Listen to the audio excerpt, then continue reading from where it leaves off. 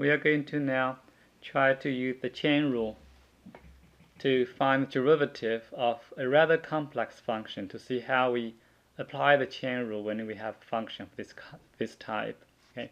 First of all, when we see square root and other things radical form, we turn this into a power function because it's always easier. So we can rewrite it. F of x is equal to, you have 2x plus, and over here too, x squared plus root x. That's not too bad.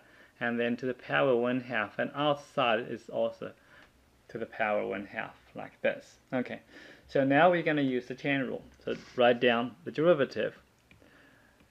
We said chain rule means you take the derivative of the outside and keep the inside the same, and then take the derivative of outside. So let's try to do it step by step. So this is what we have: 2x and plus x squared plus root x to the power 1/2 and 1/2. So we're going to take the derivative. So what we see is that outside we have this pair of brackets and to the power 1/2, so we have 1/2 over here, and whatever inside the bracket we copy. That's going to be 2x plus x squared plus root x and 1/2, and then to the negative 1/2 because it's minus 1, and then multiplied the derivative of whatever is inside. So we have x squared plus root x and to the 1/2, and here take the derivative of inside. Okay. Now the first part is done, so we're going to just copy. This is 1/2, and we have 2x plus x squared plus root x, 1/2 and negative 1/2.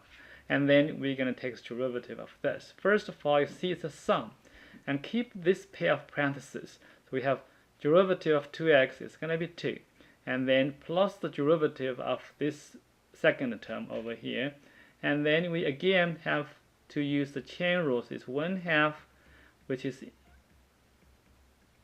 multiplied by this inside to the negative 1/2, and then the derivative of this inside.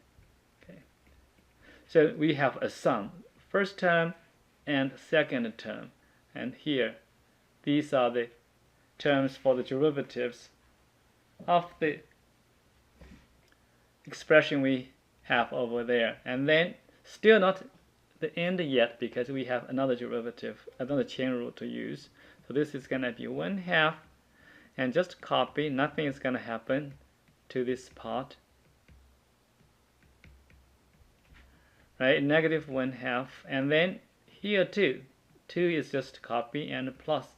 Make sure you see these things clearly, which one is outside, which one is inside, okay, of the parentheses.